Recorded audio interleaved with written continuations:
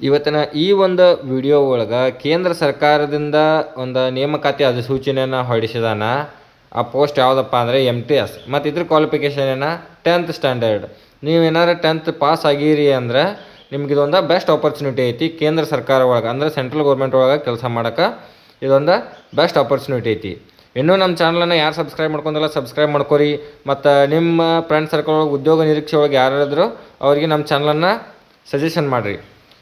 ಈ ಒಂದು ಸಂಸ್ಥೆ ಯಾವುದಪ್ಪ ಅಂದ್ರೆ CSIR ಅಂತ ಹೇಳಿಬಿಟ್ಟು institute of genomics and integrative biology ಅಂಥೇಳಿ ಇದೊಂದು ಸಂಸ್ಥೆ ಬರುತ್ತೆ. ಸಂಸ್ಥೆ ಅಂದ್ರೆ ಗೌರ್ಮೆಂಟನ್ನು ಯಾವುದೇ ರೀತಿಯಾದಂತಹ ಪ್ರೈವೇಟ್ ಅಲ್ಲ ಮತ್ತು ಗುತ್ತಿಗೆ ಆಧಾರದ ಮ್ಯಾಗಲ್ಲ ಮತ್ತು ಯಾವುದೂ ಅಲ್ಲ. ಇದು ಡೈರೆಕ್ಟ್ ಅಪಾಯಿಂಟ್ಮೆಂಟನ್ನು ಸರ್ಕಾರಿ ನೌಕರಿ.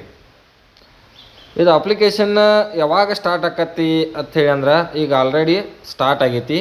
27/7/2026 26/8/2026 ಇದ್ರದ ಸಾಯಂಕಾಲ 5 ಗಂಟೆ ಮಟ್ಟ ಕಾಲಾವಕಾಶ ಐತಿ. ಮತ್ತು ಯಾರಾದರೂ 10th ಬೇಸ್ ಮ್ಯಾಗ ಜಾಬ್ ಮಾಡೋಕ್ಕೆ ಇಷ್ಟಪಡ್ತೀರಿ ಅಂದ್ರೆ ಅವ್ರಿಗೊಂದು ಬೆಸ್ಟ್ ಆಪರ್ಚುನಿಟಿ ಐತಿ. ಏನಿಲ್ಲ ಸಿಂಪಲ್ ಒಂದು ಎಕ್ಸಾಮ್ ಇರ್ತೈತಿ. ನಿಮಗೆ 10th ಬೇಸ್ ಒಳಗಿಂದನೇ ಕೇಳ್ತಾನು. ಅದ್ರೊಳಗೆ ನೀವು ಎಕ್ಸಾಮ್ ಕೊಟ್ರಂದ್ರೆ ಇರ್ತದ ನೌಕರಿ ಆಗೋ ಚಾನ್ಸಸ್ ಭಾಳ ಇರ್ತೈತಿ. ಮತ್ತು ಇದು ಸೆಂಟ್ರಲ್ ಗೌರ್ಮೆಂಟ್ ನೌಕರಿ. ಇಲ್ಲಿ ನೀವು ನೋಡ್ಬೋದು. ಇದು ಯಾವುದಪ್ಪ ಪೋಸ್ಟ್ ಅಂದ್ರೆ ಮಲ್ಟಿ ಟಾಸ್ಕಿಂಗ್ ಸ್ಟಾಪ್ ಅಂದ್ರೆ ಅವು ಏನು ಬೇಕಾದರೂ ವರ್ಕ್ ಕೊಡ್ಬೋದು. ಆಫೀಸ್ ಒಳಗೆ ಆಫೀಸ್ ಬಾಯ್ ಅಂತ ಕೊಡ್ಬೋದು, ಇಲ್ಲಕ್ಕ ಕಚೇರಿ ಸಹಾಯಕ ಅಂಥೇಳಿ ಕೊಡ್ತಾನೆ. ಮತ್ತು ಇದ್ರೊಳಗೆ ಟೋಟಲ್ ಪೋಸ್ಟ್ ಖಾಲಿ ಇರುವಂತಹದ್ದು 2 ಪೋಸ್ಟ್ ಖಾಲಿ ಇದಾವೆ. ಒಂದು ಅನ್ರಿಸರ್ವ್ ಕ್ಯಾಟಗರಿಗೆ ಮತ್ತು SCಗೊಂದು. ಅನ್ರಿಸರ್ವ್ ಕ್ಯಾಟಗರಿಗೆ ಹೆಂಗತ್ತಂದ್ರೆ ಯಾರು ಬೇಕಾದರೂ ಅಪ್ಲಿಕೇಶನ್ ಹಾಕಬಹುದು. ಇವರೇ ಇದಕ್ಕೆ ಕಾಸ್ಟ್ದವ್ರು ಅಂತಿಲ್ಲ. ಇದಕ್ಕೆ ಯಾರು ಬೇಕಾದರೂ ಅಪ್ಲಿಕೇಶನ್ ಹಾಕ್ಬೋದು. No restriction. OBC EWS ಯಾರು ಬೇಕಾದರೂ ಅಪ್ಲಿಕೇಶನ್ ಹಾಕ್ಬೋದು ಇದಕ್ಕೆ. ಮತ್ತು ಇದಕ್ಕೆ ವೇತನ ಎಷ್ಟು ಅಂದ್ರೆ ಪೇ ಲೆವೆಲ್ 1 ಒಳಗೆ ಬರುತ್ತೆ. 18,000ದಿಂದ 56,900 ರೂಪಾಯಿವರೆಗೂ ಇದ್ರದ್ದು ಪೇಮೆಂಟ್ ಇರುತ್ತೆ. ನಿಮ್ಮದು ಫಸ್ಟ್ ಮಂತ್ ಸ್ಯಾಲ್ರಿ ಎಷ್ಟಿರ್ತೈತೆ ಅಂದ್ರೆ 36,360 ರೂಪಾಯಿ ನಿಮ್ಮದು ಫಸ್ಟ್ ಮಂತ್ ಸ್ಯಾಲ್ರಿ ಇರ್ತೈತೆ. ಮತ್ತು ಏಜ್ ರಿಲ್ಯಾಕ್ಸೇಷನ್ ನೋಡಿದ್ರೆ 18ರಿಂದ 25 ವರ್ಷ ಮಟ್ಟ ಏಜ್ ರಿಲ್ಯಾಕ್ಸೇಷನ್ ಐತಿ. ಮತ್ತು SC ಅವರಿಗೆ ಏಜ್ ರಿಲ್ಯಾಕ್ಸೇಷನ್ ಮತ್ತು 5 ವರ್ಷ ಪ್ಲಸ್ 5 ವರ್ಷ ಏಜ್ ರಿಲ್ಯಾಕ್ಸೇಷನ್ ಸಿಗ್ತೈತೆ ಅವ್ರಿಗೆ. ಇದು 25 ವರ್ಷ ಎತ್ತರದಪ್ಪ ಅಂತಂದ್ರೆ ಅನ್ರಿಸರ್ವ್ ಕ್ಯಾಟಗರಿಗೆ 25 ವರ್ಷ ಮಟ್ಟ ಏಜ್ ರಿಲ್ಯಾಕ್ಸೇಷನ್ ಐತಿ.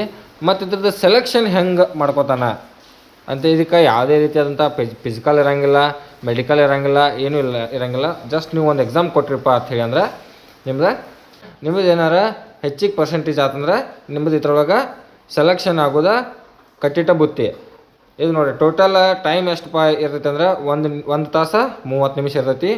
ಕ್ವಶನ್ ಇಟ್ಟಿರ್ತಾವಂದ್ರೆ 100 ಕ್ವಶನ್ದ ಒಂದು ಎಕ್ಸಾಮ್ ಇರ್ತೈತಿ. ಅದ್ರೊಳಗೆ ಜನರಲ್ ಇಂಟೆಲಿಜೆನ್ಸು, ಆಪ್ಟಿಟ್ಯೂಡು ಮತ್ತು general awareness, English language total ಇಲ್ಲಿ ನೋಡ್ಬೋದು 100 ಮಾರ್ಕ್ಸ್ ಇರ್ತೈತಿ. ಮತ್ತು ಒಂದು ಕ್ವಶನ್ಗೆ 3 ಮಾರ್ಕ್ಸ್ ಇರ್ತೈತಿ. ಇಲ್ಲಿ ಕೊಡೋದ ನೋಡ್ರಿ ಮೆನ್ಷನ್ ಮಾಡಿದಾನ. ಒಂದು ಕ್ವಶನ್ಗೆ 25 ಕ್ವಶನ್ ಇದ್ದು ಅಂದ್ರೆ 75 ಮಾರ್ಕ್ಸ್ ಇರ್ತೈತಿ. 50 ಕ್ವಶನ್ ಇದ್ದು ಅಂದ್ರೆ 100 ಮಾರ್ಕ್ಸ್ ಇರ್ತೈತಿ. ಇದ್ರೊಳಗೆ ನೀವು ಮಿನಿಮಮ್ 200 ಕ್ರಾಸ್ ಮಾಡ್ಬೇಕು ಅಂದ್ರೆ ಸೆಲೆಕ್ಷನ್ ಪ್ರೊಸೆಸ್ ಆಗ್ತೈತಿ. ಇದೊಂದು ಬೆಸ್ಟ್ ಆಪರ್ಚುನಿಟಿ ಐತಿ ಸೆಂಟ್ರಲ್ ಗೌರ್ಮೆಂಟ್ ಒಳಗೆ. ನೀವೇನಾರು ಉದ್ಯೋಗ ನಿರೀಕ್ಷೆ ಒಳಗಿದ್ರಿ ಅಂದ್ರೆ ಇದ್ರಾಗ ಮತ್ತು ಕಾಂಪಿಟೇಷನ್ನು ಭಾಳ ಇರೋಂಗಿಲ್ಲ. ಇದಕ್ಕೆ ಹೋಗಿ ಅಪ್ಲಿಕೇಶನ್ ಹಾಕಿರಿ. ಇದಕ್ಕೆ ಯಾವ ಸ್ಟೇಟ್ದವ್ರು ಬೇಕಾದರೂ ಹಾಕ್ಬೋದು. ಯಾಕಂದರೆ ಇದು ಸೆಂಟ್ರಲ್ ಗೌರ್ಮೆಂಟ್ ನೌಕರಿ. ಇದಕ್ಕೆ ಹೋಗಿ ಅಪ್ಲೈ ಮಾಡಿರಿ.